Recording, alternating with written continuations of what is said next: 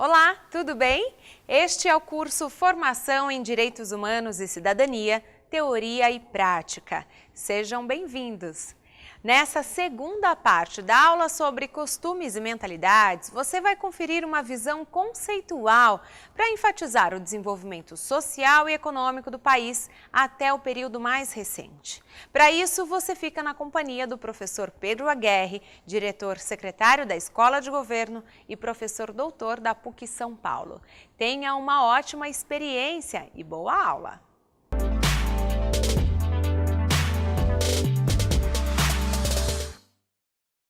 Olá! Agora vamos dar continuidade à discussão dos costumes e mentalidades no Brasil, pensando um pouco na formação socioeconômica brasileira. Usualmente, é muito falada a questão da miscigenação e, evidentemente, as três grandes vertentes que constituíram o Brasil e o povo brasileiro: a raiz indígena, a raiz negra das várias etnias africanas e a raiz portuguesa, que é uma raiz ibérica, europeia, que são os nossos colonizadores. Em primeiro lugar, é importante a gente sair dessa fala muito apressada da miscigenação para lembrar que, na verdade, foi uma ação do colonizador sobre a população indígena, sobre as mulheres indígenas e sobre as mulheres negras, africanas, escravizadas no Brasil. Ou seja, uma violência institucional do colonizador sobre as populações vulneráveis, as populações que estavam reféns da relação de poder. Então, não cabe muito se falar em miscigenação na formação histórica do Brasil, embora nós tenhamos uma variedade étnico-racial decorrente desses cruzamentos interraciais que ocorreram, né? Miscigenação é um termo mais apropriado quando falamos nas nossas periferias contemporâneas, ou mesmo nos quilombos, onde as pessoas interagiam com liberdade e com liberdade contraíam relações e tinham de sua descendência. Então, essas três grandes vertentes existiram no Brasil dentro de um processo de colônia de exploração, ou seja, voltado para o interesse econômico imediato dos grandes poderes econômicos locais associados aos poderes das metrópoles ao longo dos séculos de colonização. Então tivemos a economia açucareira no primeiro século, a economia mineira, a economia do ouro, a economia cafeeira, três ciclos marcados pelo trabalho escravo, três ciclos marcados pelas migrações das populações dentro do Brasil, seguindo as correntes do desenvolvimento econômico, né? E isso aconteceu de novo nos anos 60 com as grandes migrações para a cidade de São Paulo.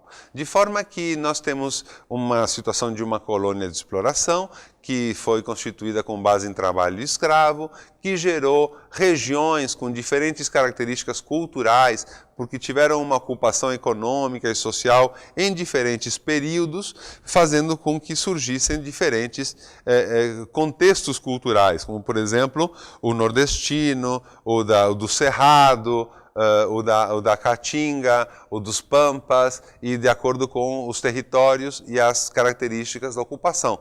No sul é sabido a grande presença de italianos, alemães e o caráter das propriedades menores, minifúndios ou médias propriedades, que geram uma sociedade muito diferente dos grandes latifúndios e do grande coronelismo que se encontra no Nordeste. Então, o desenvolvimento do Brasil está muito conectado a esse caráter inicial de colônia de exploração.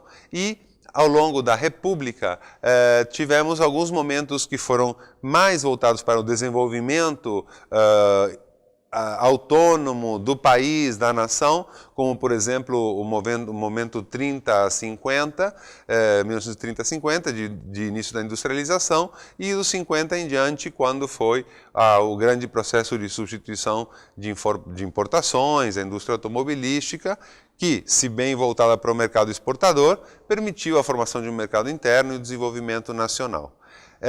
As três raízes étnico-raciais fundamentais, indígena, negra e portuguesa, elas são vistas de forma muito estereotipada, muito deixando de explorar os aspectos mais importantes. Acho que não é necessário entrar em grandes detalhes, mas a população indígena, então, é muito forte a influência sobre a nossa sociedade colonial. Foram cerca de 5 milhões de indígenas exterminados, mas hoje o censo já mostra um acréscimo de população, já chegando perto de 1 milhão, de mais de 200 línguas diferentes e etnias diferentes, e deles nós herdamos elementos importantes da linguagem, comportamentos e mentalidades, como, por exemplo, os banhos diários, ou achar graça em situações acidentais, mas, acima de tudo, hoje nós temos o indígena incorporado dentro da sociedade contemporânea, lembrando das suas raízes, mas vivendo dentro da modernidade, usando roupas comuns, ocidentais, não estando condenado a um passado idílico que está nas memórias dos filmes, mas que não corresponde mais à realidade. Então, a raiz indígena hoje é muito mais valorizada e é muito importante, é uma fração pequena numericamente, mas cultural e politicamente é muito importante na nossa sociedade e hoje sofre grande violência, inclusive na questão das demarcações de terras e na questão do preconceito. A raiz negra também, ela é tratada de uma forma muito estereotipada, quando nós sabemos, por exemplo, que os negros trouxeram no Brasil as técnicas de extração de minério,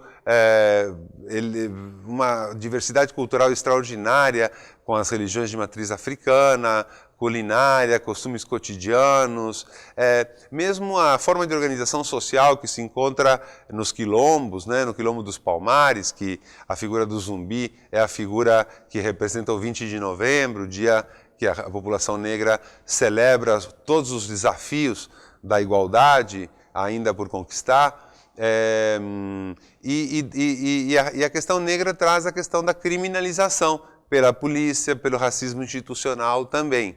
Então, é uma matriz cultural extremamente potente, poderosa, rica, que vem sendo cada vez mais valorizada no país, contudo, os espaços institucionais e as políticas públicas para atingir a equidade ainda são insuficientes e ainda, inclusive, muitas são descontinuadas quando deveriam intensificar a sua ação, pelo menos por mais algumas décadas, para chegarmos ao mínimo de igualdade étnico-racial.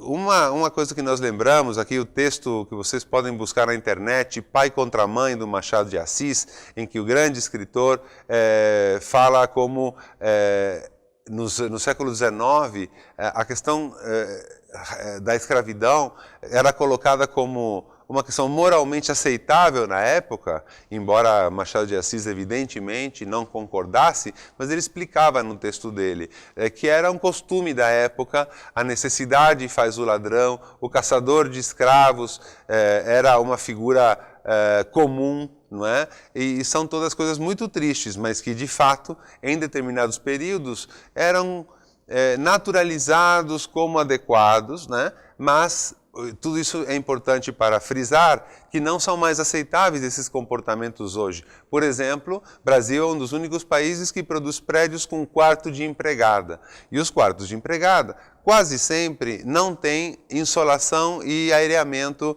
nos padrões considerados adequados. Isso é um vestígio de uma mentalidade escravista. Ou os uniformes de babás e de empregadas domésticas nos clubes e nos parques, mostrando que são humanos de diferente categoria. Essas questões ainda são muito presentes no nosso país. A raiz portuguesa, por sua vez, tem peculiaridades muito específicas, como aparece no livro O Cortiço, muito diferentes do estilo da colonização espanhola, como bem explica Sérgio Buarque de Holanda, de tal maneira que nós não temos a centralidade da Praça Central e nós temos essa figura do bandeirantismo, do aventureirismo para conseguir a riqueza, inclusive a riqueza constituída a qualquer custo porque o que importa é o resultado do prestígio social oriundo da riqueza, como já discutimos em outros momentos. Então, mas tudo isso passa a ter um sentido maior quando lembramos que a sociedade no século XX, especialmente na segunda metade, viveu transformações brutais e radicais, em particular o processo de urbanização. Nos anos 50, 20% das pessoas viviam em cidades grandes e nos anos 80, 80%. Ou seja, houve uma inversão, uma migração rural urbana intensa, uma migração nordeste-sudeste intensa, formando as grandes cidades, formando o sudeste brasileiro, especialmente a metrópole paulista, que tem mais de 10% da população brasileira, das quais mais da metade é oriunda do Nordeste, do sul de Minas Gerais. Além disso, ao longo do século XX, recebemos as mais diversas contribuições da Europa,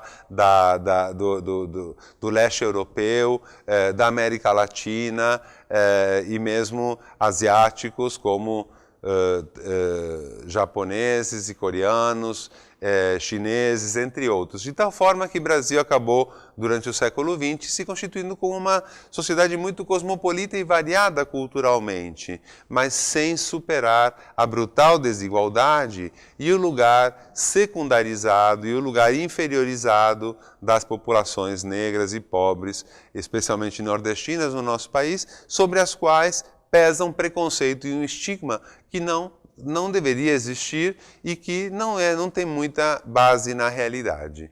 Bem, com isso chegamos a um tema importante, que é, em primeiro lugar, a questão das cidades brasileiras, que elas reproduziram aquele padrão rural do grande poder do proprietário de terras, de tal maneira que as populações foram expulsas, empurradas para periferias sem assistência nenhuma, sem infraestrutura, proporcionando aquilo que é chamado da enorme segregação socioespacial.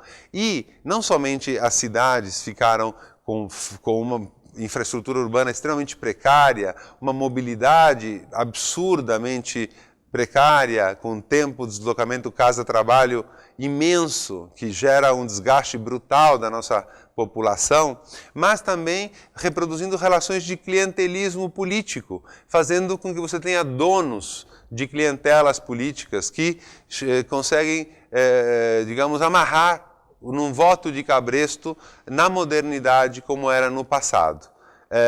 Então, o patrimonialismo, apesar das nossas cidades serem muito modernas em alguns aspectos, ainda são sociedades de muros que definem a cidade rica e a cidade pobre e que mantêm características muito atrasadas do ponto de vista da cultura política e do espaço público, como um espaço de circulação, de manifestação, de expressão das diferenças, como acontece em tantos lugares do mundo, como Estados Unidos e Europa. A relação de favor, na nossa realidade, se perpetuou no Brasil. E tudo isso amplia ou impede a redução da desigualdade, porque há como se fosse uma censura a discutir questões que, digamos assim, são assim, Deus quis assim, como mudar, enquanto nós sabemos e nós defendemos que há muitas medidas que podem ser feitas para reduzir essa desigualdade, para poder dividir melhor